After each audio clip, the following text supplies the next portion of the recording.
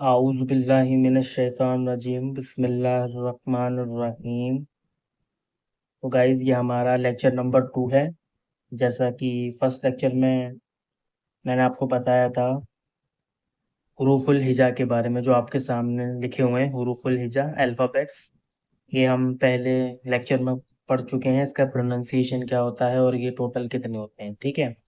تو آج ہمارا دوسرا لیکچر ہے اور اس میں ہم دوسرا لیکچر میں دوسری چیز بیان کریں گے جو کہ آپ کے سامنے ہے، کے نام ہے حرکات کے نام سے۔ یہ اس کا دوسرا ٹاپک ہے، یہ حرکات، ٹھیک ہے۔ تو بنیادی حیثیت عربی زبان میں حروف الہجا کو حاصل ہے، جس کو اردو میں حروف تہجیبی کہتے ہیں، جن کی کل تعداد 28 ہے، جو کہ ہم پہلے لیکچر میں پڑھ چکے ہیں، ٹھیک ہے۔ تو اب جو ہے نا ہمارا دوسرا ٹاپک ہے حرکات، ٹھیک ہے۔ حرکات اور حروف الہجا یعنی کہ الف با تا، الف سے لے کے یا تک ان کو حروف الہجا کہتے ہیں، ٹھیک ہے۔ تو ان کی بہت زیادہ ضرورت ہے، ان کے بنا تو آپ جانتے ہیں عربی اسٹارٹ ہی نہیں ہو سکتی۔ تو حرکت اور حروف الہجا یہ دونوں بہت اہم رول پلے کریں گے آپ کو لفظ بنانے کے لیے۔ کل ملا کے یہ ہے کہ آپ کا حروف الہجا اور حرکات سے مل کر آپ کا کیا بنے گا، لفظ بنے گا۔ تو اب حروف الہجا ہم پڑھ چکے ہیں تفصیل سے، تو اب ہم پڑھیں گے آپ کے بارے میں حرکات کے بارے میں کہ حرکات اصل میں کیا ہوتی ہیں، ٹھیک ہے۔ تو چلیے اسٹارٹ کرتے ہیں، بسم اللہ الرحمن الرحیم۔ تو حرکات صرف 3 ہوتی ہیں جناب میں عربی زبان میں، ٹھیک ہے، جو میں نے ریڈ کلر سے مینشن کی ہیں حرکات، ٹھیک ہے۔ تو آپ دیکھ سکتے ہیں پہلی حرکات ہے آپ کی زبر، جو یہ آپ کی شو ہو رہی ہے نا، یہ والی، یہ والی، یہ حرکات ہے، یہ اس کو زبر بولتے ہیں۔ میں نے لکھ بھی دیا ہے آگے آپ کی آسانی کے لیے، زبر جسے عربی میں فتح کہتے ہیں، ٹھیک ہے، زبر۔ اور یہ حرف کے اوپر لکھا جاتا ہے، ٹھیک ہے، یعنی کہ یہ جو ڈیش ہے نا بلیک میں ڈیش، یہ حرف ہے، اس کے اوپر لکھا جاتا ہے، اس کو کہتے ہیں زبر، اور عربی میں کہتے ہیں اسے فتح، ٹھیک ہے۔ اور آپ کی دوسری حرکت ہے آپ کی پیش، ٹھیک ہے، یہ آپ کی پیش ہے، پیش جسے عربی میں دمہ کہتے ہیں، اسے بھی حرف کے اوپر لکھا جاتا ہے، ٹھیک ہے، اس کو بھی حرف کے اوپر لکھا جاتا ہے۔ یہ ہے آپ کی زیر، میں نے لکھ دیا ہے آگے آپ کی آسانی کے لیے، زیر جسے عربی میں کسرہ کہتے ہیں، ٹھیک ہے، زیر جسے عربی میں کسرہ کہتے ہیں، اور یہ حرف کے نیچے لکھی جاتی ہے، ٹھیک ہے۔ میں نے آگے اس کی مثال دی ہے، جیسے کہ یہ دیکھیے، اچھا، ٹھیک ہے نا۔ تو حرف اور آپ کا یہ حرکات سے مل کر کیا بنے گا، لفظ بنے گا، اور لفظ کیا ہوتا ہے کہ ہم آگے پڑھیں گے، فی الحال ہم دیکھ لیں کہ زبر زیر پیش کو کیا کہتے ہیں، حرکات کہتے ہیں۔ آپ نے دیکھا ہوگا بہت سی کلاسز میں یا پرانے جب ہم پڑھا کرتے تھے اپنے تعلیمی دور میں، تو ان کو اعراب بھی کہتے تھے، پر یہ اعراب نہیں ہے، یہ حرکات ہے، ٹھیک ہے۔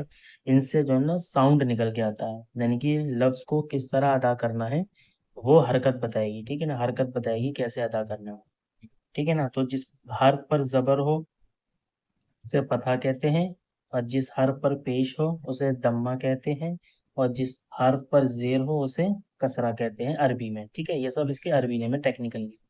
ایک اور ہے آپ کی ڈبل حرکت، جسے آپ تنوین کہتے ہیں، ٹھیک ہے، یہ تنوین ہے آپ کی، یعنی کہ حرف کے اوپر 2 پیش، 2 زبر، 2 پیش اور 2 زیر، ٹھیک ہے۔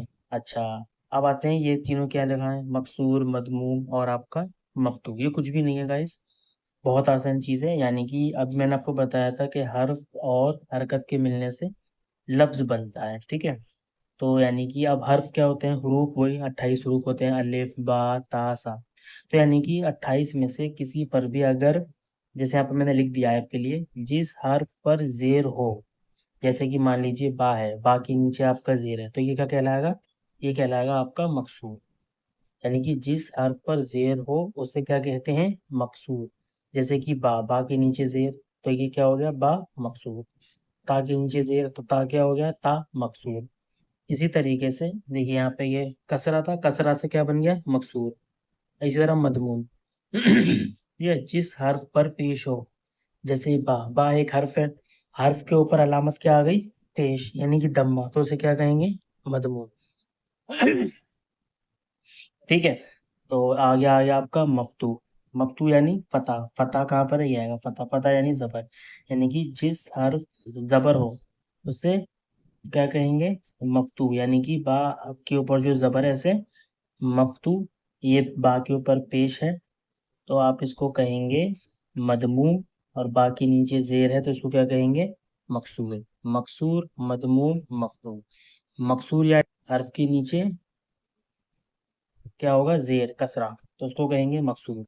मदमूम, हर्फ के ऊपर पेश, यानी कि जिस हर्फ पर पेश हो उसे मदमूम कहेंगे, और जिस हर्फ के ऊपर फतह हो यानी क्या हो, जबर हो, उसे कहेंगे मफ्तू। ठीक है, तो यही आपका आज का टॉपिक है। बहुत इजी टॉपिक है, इसमें कुछ भी नहीं है ऐसा बताने के लिए, लेकिन यह है कि मैंने आपको बता दिया है। ठीक है तो एक बार और, ये आपका बहुत आसान है। जिस हर्फ पर जेर हो उसे मकसूर कहेंगे, जैसे बाजेर बी, तो ये बी क्या है, मकसूर है।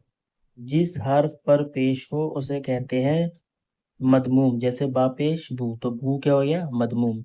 जिस हर्फ पर जबर हो उसे कहते हैं मफ्तू, यानी कि बा जबर बा, मफ्तू, ता जबर ता, मफ्तू।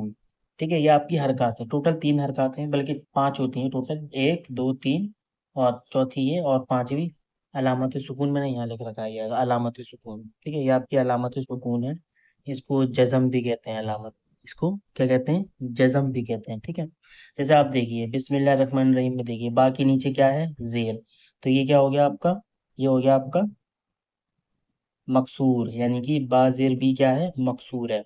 सीन पर देखिए आपका क्या बना हुआ है, इधर देखिए, ये सीन पर ये जज़म की अलामत है, ये मजजूम है। ठीक है, मीम के नीचे क्या है, जेर, तो ये क्या हो गया, मकसूर। ठीक है, अब देखिए ये रा है, रा के ऊपर शद लगा हुआ है और जबर है, तो रा क्या हो गया आपका, मफतूह। ठीक है, आगे देखिए नून, नून के नीचे जेर, तो ये क्या हो गया, मकसूर। इसी तरीके से अगर किसी हर्फ के ऊपर पेश आ जाएगा तो उसे बोलेंगे मदमूम। ठीक है गाइस, तो ये आज आपका टॉपिक था, आप इसका स्क्रीनशॉट ले सकते हैं ताकि आपको याद रहे, बहुत आसान टॉपिक है। नेक्स्ट टॉपिक में हम पढ़ेंगे जो कलिमा। ठीक है, कलिमा यानी लफ्ज। ठीक है, याद रखिएगा, हरकत, यानी कि ये देखिए आप,